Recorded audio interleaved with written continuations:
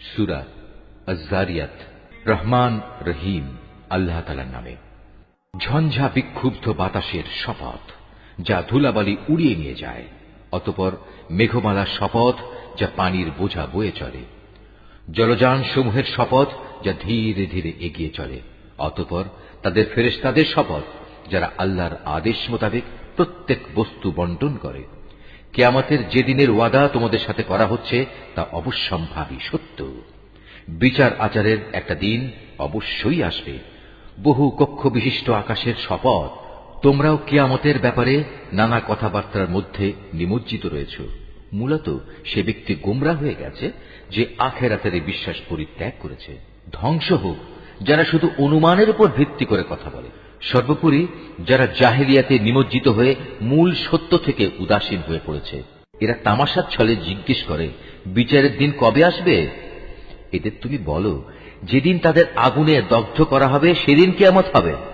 সেদিন তাদের বলা হবে, এবার তোমরা তোমাদের শাস্তি ভোগ করতে থাকো। এ হচ্ছে সেদিন যে জন্য তোমরা খুব তাড়াহুড়ো করছিলে। যারা আল্লাহ তাআলাকে ভয় করে তারা আল্লাহ তাআলার জান্নাতে ও ঝর্ণাধারায় চির শান্তিতে থাকবে। সেদিন আল্লাহ তাআলা তাদের যা যা পুরস্কার দেবেন তা সবই তারা সানন্দ চিত্তে গ্রহণ করতে থাকবে। নিঃসন্দেহে এরা আগে সৎকর্মশীল ছিল। তারা রাতের সামান্য অংশ ঘুমিয়ে কাটাত। রাতের শেষ প্রহরে তারা আল্লাহর কাছে ক্ষমা প্রার্থনা করত। এরা বিশ্বাস করত তাদের ধন সম্পদে প্রার্থী ও বঞ্চিত লোকদের অধিকার রয়েছে। যারা নিশ্চিতভাবে বিশ্বাস করত তাদের জন্য পৃথিবীর মাঝে আল্লাহকে চেনা জানার অসংখ্য নিদর্শন ছড়িয়ে রয়েছে। তোমাদের নিজেদের এ দেহের মধ্যেও তো আল্লাহকে চেনার অসংখ্য নিদর্শন রয়েছে, তোমরা কি দেখতে পাও না? আকাশের মাঝে রয়েছে তোমাদের রিজিক, তোমাদের দেয়া যাবতীয় প্রতিশ্রুতি।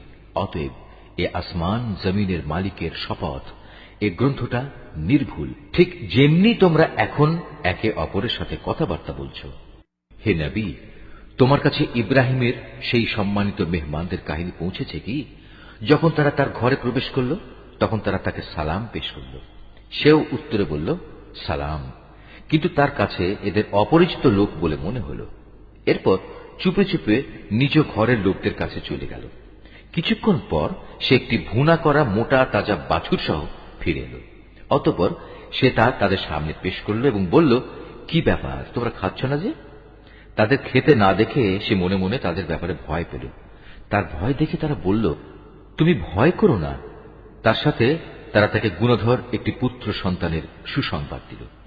এটা শুনে তার স্ত্রী চিৎকার করতে করতে সামনে এলো এবং খুশিতে নিজের মাথায় হাত মারতে মারতে বলল, কিভাবে তা সম্ভব? আমি তো বৃদ্ধা এবং বন্ধ্যা। তারা বলল, হ্যাঁ, এভাবেই তোমার মালিক বলেছেন। তিনি প্রবল প্রজ্ঞাময়, তিনি সব কিছু জানেন। এটা তার জন্য অসম্ভব কিছু নয়।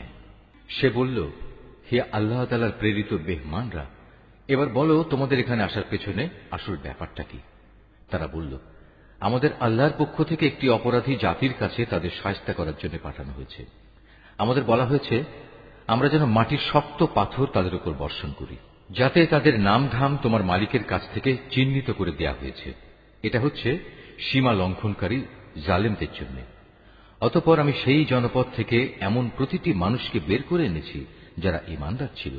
আসলে সেখানে মুসলমানদের একটি ঘর ছাড়া উদ্ধার করার মতো দ্বিতীয় কোনো ঘরই আমি পাইনি। তাদের ধ্বংস করে আমি পরবর্তী এমন সব মানুষদের জন্য একটি নিদর্শন সেখানে রেখে এসেছি যারা আমার কঠিন আযাবকে ভয় করে। আরো নিদর্শন রেখেছি মুসার কাহিনীর মাঝেও, যখন আমি তাকে একটি সুস্পষ্ট প্রমাণ সহ ফেরাউনের কাছে পাঠিয়েছিলাম। সে তার সাঙ্গপাঙ্গ সহ হেদায়েত থেকে মুখ ফিরিয়ে নিল এবং সে বলল, এ তো হচ্ছে জাদুকর কিংবা আস্ত পাগল। অতঃপর আমি তাকে এবং তার লয় লস্করদের এই বিদ্রোহের জন্য চরমভাবে পাকড়াও করলাম এবং তাদের সবাইকে সমুদ্রে নিক্ষেপ করলাম। আসলেই সে ছিল এক দণ্ডযোগ্য অপরাধী ব্যক্তি। আদ জাতির ঘটনার মাঝেও শিক্ষণীয় উপদেশ রয়েছে। যখন আমি তাদের উপর এক সর্ববিধ্বংসী ঝড় বাতাস পাঠিয়েছিলাম, এই বিধ্বংসী বাতাস যা কিছুর উপর দিয়ে ধেয়ে এসেছে তাই পচা হাড়ের মতো চূর্ণ বিচূর্ণ করে দিয়ে গেছে। নিদর্শন রয়েছে সামুদ জাতির কাহিনীর মাঝেও, যখন তাদের বলা হয়েছিল একটি নির্দিষ্ট সময় পর্যন্ত তোমরা নিয়ামত ভোগ করতে থাকো, কিন্তু তারা তাদের মালিকের কথার নাফরমানি করল। অতঃপর এক প্রচন্ড বজ্রাঘাত তাদের উপর এসে পড়ল এবং তারা চেয়েই থাকল।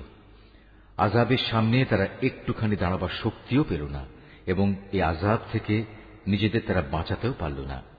এর আগেও বিদ্রোহের জন্য আমি নূহের জাতিকে ধ্বংস করেছিলাম।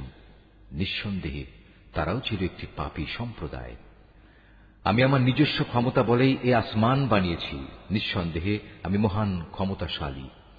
আমি এ জমিনকেও তোমাদের জন্য বিছিয়ে দিয়েছি। তোমাদের সুবিধার জন্য আমি একে কত সুন্দর করেই না সমতল করে রেখেছি। সৃষ্টি জগতের প্রত্যেকটি বস্তু আমি জোড়ায় জোড়ায় পয়দা করেছি, যাতে করে এ নিয়ে তোমরা চিন্তা গবেষণা করতে পারো। অতএব তোমরা এসবের আসল স্রষ্টা আল্লাহ তাআলার দিকেই ধাবিত হও।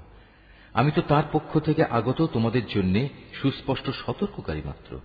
তোমরা আল্লাহ তাআলার সাথে অন্য কাউকে মাবুদ বানিয়ে নিও না। আমি তো তোমাদের জন্য তার পক্ষ থেকে একজন সুস্পষ্ট সাবধানকারী মাত্র। রসুলদের ব্যাপার এমনটিই হয়ে এসেছে। এর আগের মানুষদের কাছে এমন কোন রসুল আসেনি যাদের এরা জাদুকর কিংবা পাগল বলেনি। একই ব্যাপার, এরা কি একে অপরকে এই একই পরামর্শ দিয়ে এসেছে যে বংশানুক্রমে সবাই একই কথা বলবে? না, আসলে এরা ছিল সীমা লঙ্ঘনকারী জাতি। অতএব হে নবী, তুমি এদের উপেক্ষা করো। এজন্য তুমি কোন ক্রমেই অভিযুক্ত হবে না। তুমি মানুষদের আল্লাহ তাআলার পথে উপদেশ দিতে থাকো, কেননা উপদেশ ঈমানদারদের উপকারে আসে। আমি মানুষ এবং জিন জাতিকে আমার ইবাদত করা ছাড়া অন্য কোন উদ্দেশ্যে সৃষ্টি করিনি। আমি তো তাদের কাছ থেকে কোন রকম জীবিকা দাবি করি না। তাদের কাছ থেকে আমি এও চাই না তারা আমাকে খাবার যোগাবে। নিঃসন্দেহে আল্লাহ তাআলাই জীবিকা সরবরাহকারী। তিনি মহাপরাক্রমশালী, প্রবল ক্ষমতার অধিকারী। অতএব যারা সীমা লঙ্ঘনকারী জালেম, তাদের জন্য প্রাপ্য আযাবের অংশ ততটুকুই নির্দিষ্ট থাকবে যতটুকু তাদের পূর্ববর্তী জালেম লোকেরা ভোগ করেছে। সুতরাং আযাবের ব্যাপারে তারা যেন খুব তাড়াহুড়ো না করে। দুর্ভোগ ও ভোগান্তি তো তাদের জন্যই যারা শেষ বিচারের দিনকে অস্বীকার করেছে, যার প্রতিশ্রুতি তাদের বারবার দেয়া হয়েছে।